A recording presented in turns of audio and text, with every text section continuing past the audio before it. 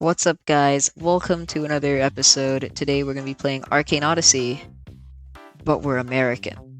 Now, basically, this means we're only going to be playing the campaign mode with guns. Now, there's quite a few points where I think this is going to be quite difficult, especially with the final boss. But we're going to try our best. We're definitely going to try to finish it in one video, but again, no promises. So, let's get this started.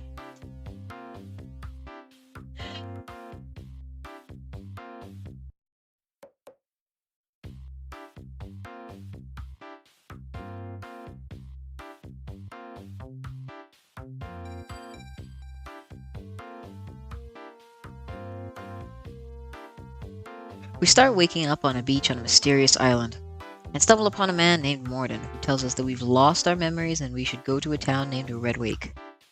And so, obviously, I trusted him and started sailing to Redwake.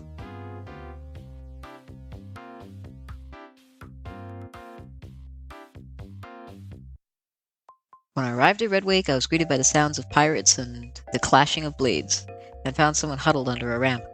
She told me that the pirates had invaded Redwake and wanted my help to bring them down. Now, this is where we run into one of the problems with a gun-only run. You don't exactly get the gun until a little later into the game, so we don't exactly have anything to attack with. That's why I think it's only fair to use the starter dagger we got from Morden.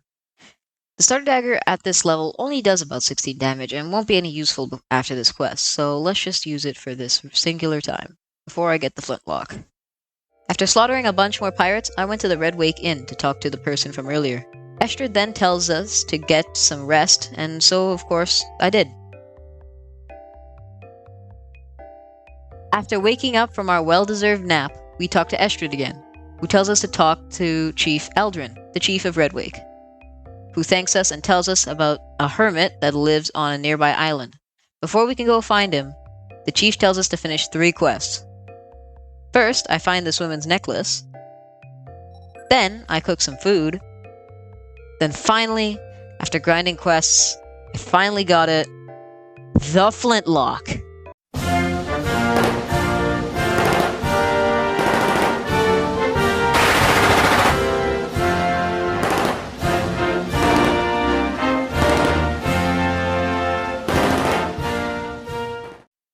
Now, where were we?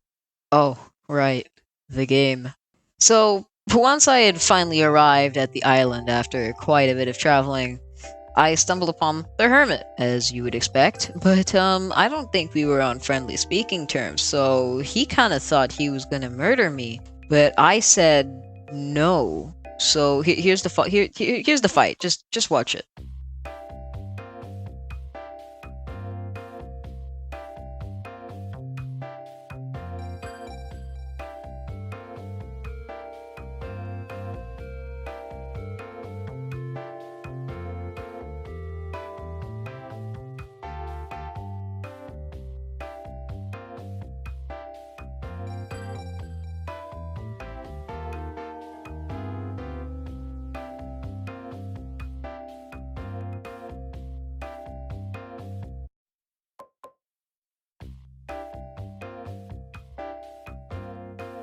Now, after sufficiently kicking Shura's ass, we tell him that his acid magic is affecting the ocean, and he tells us all about how he's respecting us because of his strength, and he's not gonna kill us, he's gonna move on, which, sure, man. And that he didn't realize his acid magic was harming the ocean life, so he's gonna move away, even though he's gonna move away a few years later, but okay, he's gone, that's all that needs to know.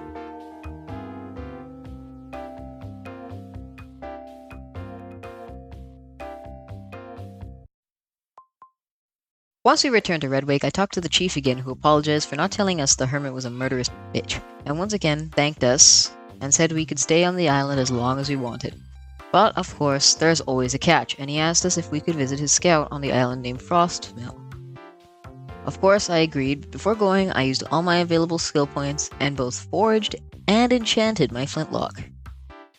Now, there are 3 possible enchants with the old flintlock. First, there's Strong, that boosts damage by 20%, Amplified, that boosts a weapon's range by 50%, and Swift, that reduces reload time by 25%. Now, both Strong and Swift are really good enchants and would make this run a whole heck of a lot easier. And could you guess what enchant I got? Fucking bursting. I didn't even know it was possible to get bursting on a flintlock. Basically, bursting increases the size of an NPC's or player's hitbox by 15% whenever they use a weapon skill. This is pretty okay, but honestly not what I wanted. After buying a few more loads of bullets, I started my journey over to Frostmill.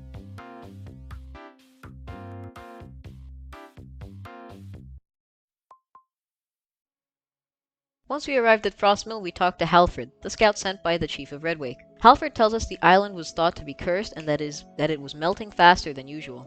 But Redwake couldn't help because Frostmill is ruled by the Revenant realm, and Redwake is ruled by the Semiria province, and blah blah blah politics and so on and so forth. He tells me that if I'm interested, I can talk to the mayor of Frostmill, Mayor Owen. Once we find Mayor Owen, we ask him about the island's curse, and he tells us that the island has started to melt and get warmer. We ask if we can help, and he tells us to kill some brigadiers at the top of a mountain. So you know what time it is. It's massacre time!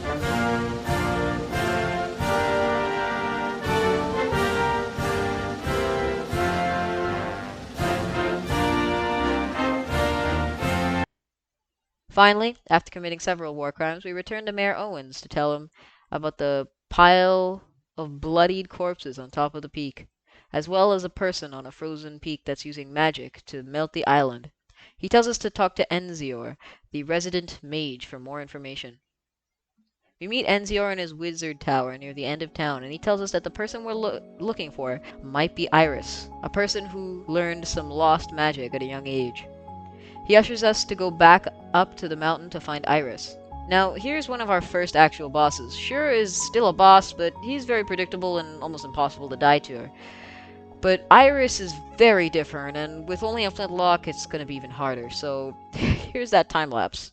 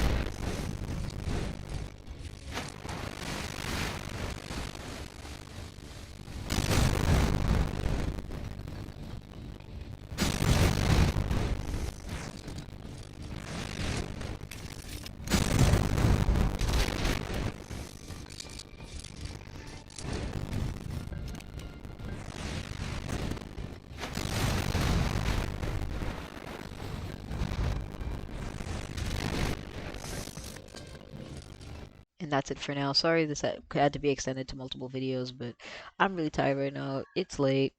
I'll see you guys in the next episode. Make sure to follow my Twitch. That's where we're going to be streaming new clips and all such. And see you then.